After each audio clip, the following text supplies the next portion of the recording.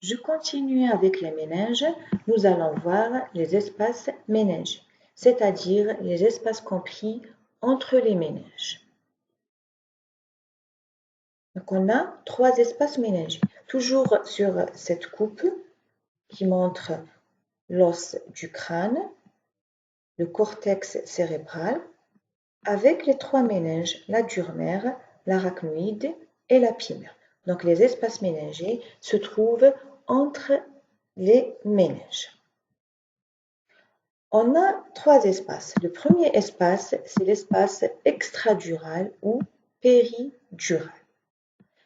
Comme son nom indique, extradural, c'est-à-dire en dehors de la dure mère. Cet espace est compris entre la dure mère et l'os. Il contient les artères méningées. Suite à un traumatisme crânien majeur, on peut avoir comme pathologie un hématome extradural. Hématome ou hémorragie extradurale, c'est la même chose. Il s'agit de l'accumulation du sang dans cet espace qui résulte de la rupture des artères méningées. C'est l'une des complications possibles d'un traumatisme crânien chez l'homme. Il se développe rapidement. Cet hématome se développe rapidement et constitue une urgence médico-chirurgicale, c'est-à-dire le patient doit être pris en charge rapidement et en urgence, parce que le patient laissé à lui-même peut évoluer vers la mort. Le cerveau, l'encéphale, finit par être comprimé par le sang. Donc le patient est admis au bloc en urgence pour un geste de décompression. C'est-à-dire qu'on doit lever la compression qui est causée par le sang. Deuxième espace méningé, c'est l'espace sous-dural, c'est-à-dire au-dessous de la dure mère. C'est l'espace compris entre la dure mère et l'arachnoïde. Cet espace contient les veines cérébrales. À ce niveau-là, on peut avoir, suite à un traumatisme, un hématome sous-dural ou hémorragie sous-durale. C'est toujours l'accumulation du sang dans cet espace suite aux ruptures ou aux lésions des veines cérébrales. Cet hématome se développe lentement, contrairement à l'hématome extradural qui se développe rapidement et qui nécessite une prise en charge en urgence. Troisième espace méningé, c'est l'espace sous-arachnoïdien. C'est l'espace compris entre l'arachnoïde et la pimère. L'espace qui est situé sous l'arachnoïde. Voilà l'espace sous-arachnoïdien qui contient le liquide céphalorachidien ou le liquide cérébro-spinal. À ce niveau-là, on peut avoir une hémorragie méningée, c'est-à-dire l'accumulation du sang au niveau de cet espace, comme on peut avoir une méningite, c'est-à-dire l'inflammation des méninges. On passe aux espaces liquidiens, c'est-à-dire les espaces qui contiennent le liquide cérébrospinal ou le liquide céphalorachidien. Voilà sur cette coupe sagittale.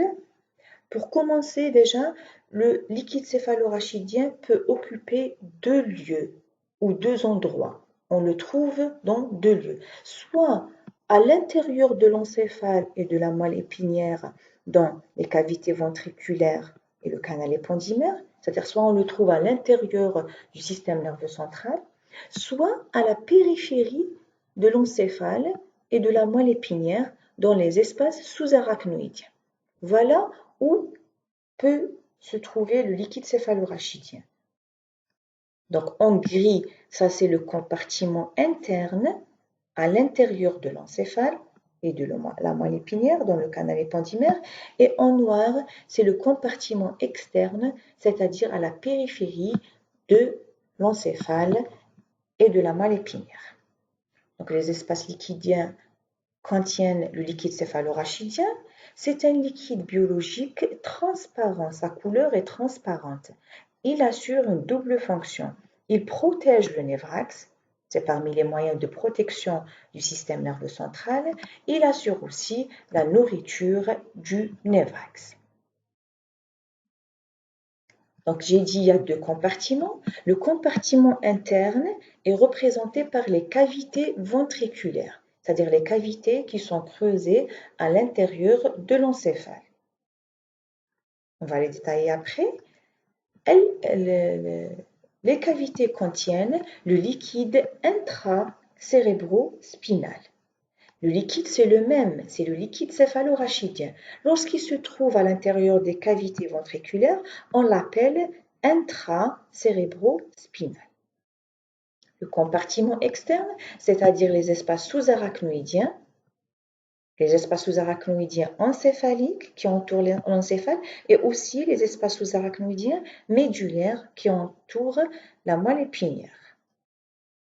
Les espaces contiennent le liquide péricérébrospinal.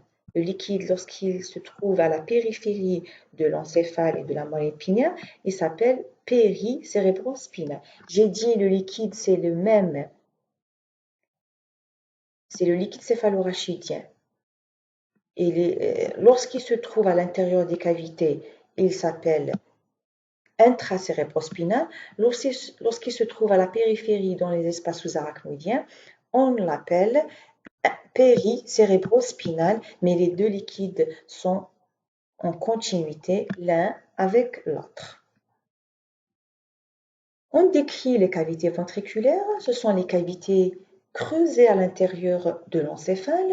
Donc on a deux ventricules latéraux, troisième ventricule et quatrième ventricule. On commence par les ventricules latéraux, ils sont pairs. Donc on a deux ventricules latéraux à l'intérieur de chaque hémisphère cérébral. Les ventricules latéraux sont en continuité avec le troisième ventricule ou le ventricule médian par le trou de Monro. Donc on a deux trous de Monro parce qu'il y a deux ventricules latéraux qui communiquent chacun avec le troisième ventricule.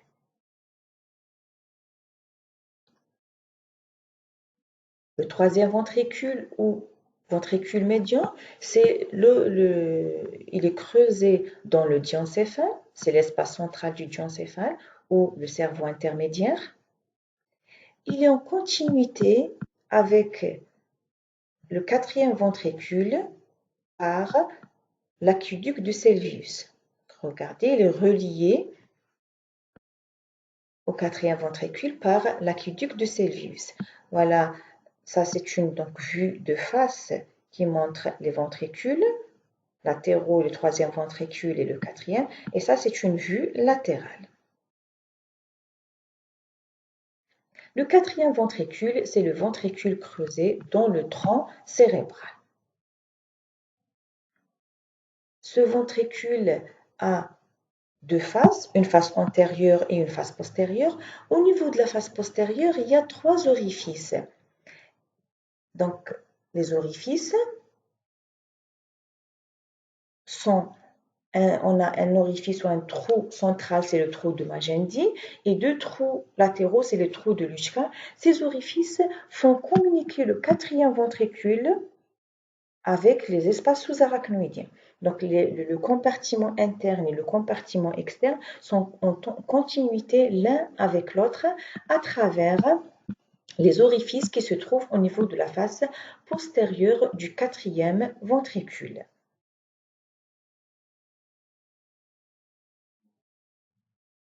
Le quatrième ventricule se prolonge en bas avec le canal éppendymaire de la moelle épinière. Même la moelle épinière contient une cavité virtuelle qui contient une toute petite quantité du liquide céphalorachidien, c'est le canal éppendymaire. Ça, c'est pour le compartiment interne. Le compartiment externe, représenté par les espaces sous-arachnoïdiens, regardez sur cette coupe sagittale du névrax, en marron ici, ça c'est les espaces sous-arachnoïdiens. Périencéphaliques qui entourent l'encéphale, et ça c'est les espaces sous-arachnoïdiens périmédulaires. Comme vous voyez, les espaces sous-arachnoïdiens périencéphaliques se continuent avec les espaces sous-arachnoïdiens périmédulaires jusqu'à S2. les espaces sous-arachnoïdiens se poursuivent, descendent jusqu'à S2, jusqu'à la deuxième vertèbre sacrée. La moelle épinière s'arrête au niveau de L2, au niveau de la deuxième vertèbre lombaire, mais les méninges se poursuivent. Les méninges descendent jusqu'à la deuxième vertèbre sacrée et aussi donc les espaces sous-arachnoïdiens. À certains endroits, comme vous voyez, les espaces sous-arachnoïdiens s'élargissent et dans ce qu'on appelle ici, ici et voilà ici, et dans ce qu'on appelle des citernes ou des confluents. Le névrax ou le système nerveux central baigne entièrement dans ce liquide qui représente un moyen de protection, donc le liquide céphalorachidien, il représente un amortisseur de choc en cas de traumatisme. Et aussi, il assure bien sûr la nourriture du névrax. On passe à la circulation du LCR. Donc la circulation du LCR contient, donc on a 4 étapes. Production du LCR, circulation du LCR dans le compartiment interne, c'est-à-dire dans les cavités ventriculaires, circulation du LCR dans les espaces sous-arachnoïdiens, et enfin la résorption du liquide céphalorachidien dans la circulation veineuse. La première étape, c'est la production du LCR. Elle a lieu au niveau des cavités ventriculaires. Donc, le liquide céphalorachidien est produit au niveau des ventricules encéphaliques. Bien sûr, à partir du plasma artériel. Donc, il est produit au niveau des plexus choroïdes. Voilà les plexus choroïdes de ventricule. Les plexus choroïdes, c'est quoi? Il s'agit des formations villositaires qui viennent, dont l'origine, c'est la pymère. On a dit que la pymère, au contact des ventricules, donne des formations villositaires. C'est les plexus choroïdes, voilà. Ici, au niveau des ventricules latéraux, au niveau du troisième ventricule et au niveau du quatrième ventricule. Donc, au contact des ventricules, la pymère donne des formations villositaires qu'on appelle des plexus choroïdes, qui sont le lieu de production du liquide céphalorachidien. La circulation du liquide dans les cavités épendymaires, c'est-à-dire dans les cavités ventriculaires, elle se fait, quand vous voyez, regardez les flèches, des ventricules latéraux vers le troisième ventricule, puis vers le quatrième ventricule. Et on a aussi même le passage au niveau du canal épendymaire. Puis du quatrième ventricule qui permet la sortie vers les espaces sous-arachnoïdiens, bien sûr, à travers les orifices de Luchka et de Magendie. Troisième étape, c'est la circulation, comme vous voyez, dans les espaces sous-arachnoïdiens. Donc, à la sortie du quatrième ventricule, le liquide céphalorachidien, il est en continuité avec le liquide péricérébrospinal. Le liquide céphalorachidien des cavités des compartiments internes, il est en continuité avec le liquide céphalorachidien des espaces sous-arachnoïdiens. On a dit que les deux liquides intracérébrospinal et péricérébrospinal sont en continuité l'un avec l'autre à travers la face postérieure du quatrième ventricule, exactement à travers les orifices de Luchka et de Magendie. Ce liquide, il peut être recueilli en bas du dos par une ponction lombaire. C'est un examen médical qui consiste à recueillir le liquide céphalorachidien. On va le détailler, cet examen, après. La dernière étape, c'est la résorption du liquide céphalorachidien. C'est-à-dire le liquide, il finit par être déversé dans la circulation veineuse. Donc, il va rejoindre le sang veineux à partir des villosités arachnoïdiennes. On a dit l'arachnoïde, elle donne des formations villositaires aussi, qu'on appelle les granulations de Paccioni. Les granulations de Paccioni assurent la résorption à partir desquelles le liquide céphalorachidien est résorbé au niveau des sinus veineux. Ce phénomène s'effectue essentiellement au niveau des sinus veineux. Donc le liquide céphalorachidien, il finit par rejoindre la circulation veineuse à partir des villosités arachnoïdes ou les granulations de Paccioni de l'arachnoïde. Donc le liquide, il rejoint le sang veineux, il va être renouvelé. Le liquide est renouvelé plusieurs fois par jour. Pour récapituler, donc on a pour la circulation normale du liquide céphalorachidien, il y a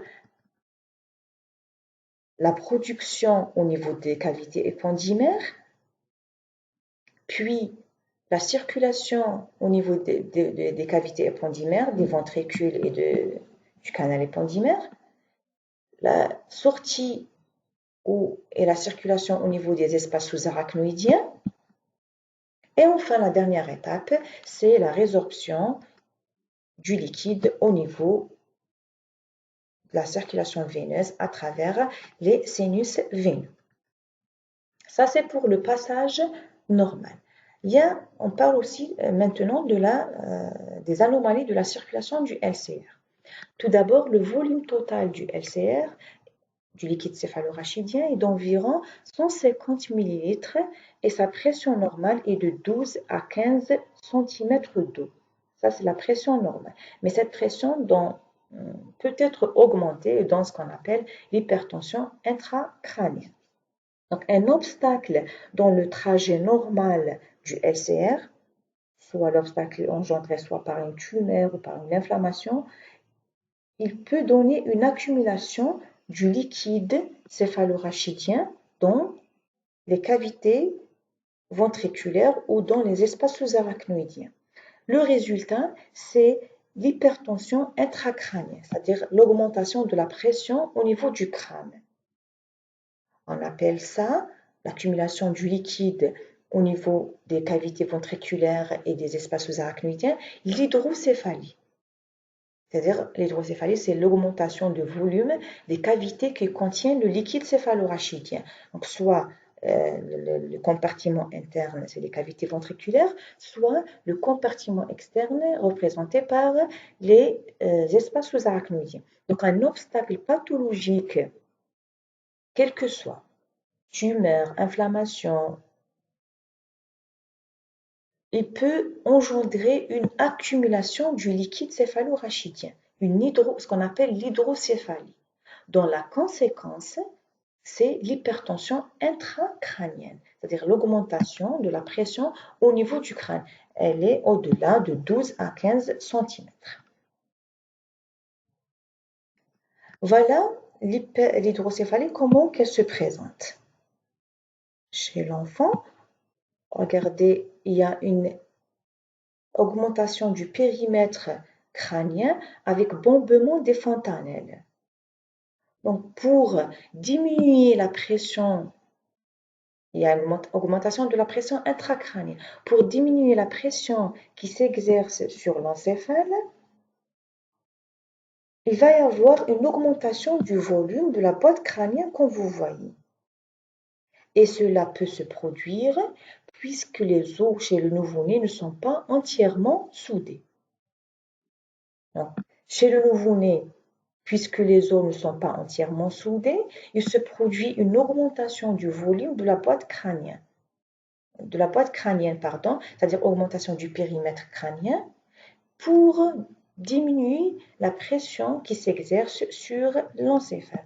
Donc voilà l'hydrocéphalie, comment elle se présente chez l'enfant. Sur ce tableau, on récapitule les mécanismes et les causes et les sièges d'anomalies pour l'hydrocéphalie. Donc l'hydrocéphalie, c'est l'augmentation du volume des cavités qui contiennent le liquide céphalorachidien. Le résultat, c'est l'hypertension intracrânienne et la compression de l'encéphale. On a soit une hydrocéphalie interne, soit une hydrocéphalie externe. L'hydrocéphalie interne, c'est-à-dire l'obstacle, est situé au niveau du compartiment interne. Il est situé au niveau des cavités ventriculaires, soit au niveau du quatrième ventricule, troisième ventricule ou ventricules latéraux. Pour l'hydrocéphalie externe, l'obstacle se trouve au niveau des espaces sous-arachnoïdiens, les espaces périmédulaires ou espaces périencéphaliques. Le mécanisme pour l'hydrocéphalie interne, on a un rétrécissement, donc diminution du diamètre des cavités, soit par compression, ils sont comprimés par une tumeur par exemple, soit ils sont sténosés d'emblée. Pour l'hydrocéphalie externe, le mécanisme, on a les méninges, les méninges sont adhérentes, sont accolées l'une à l'autre et vont créer un obstacle.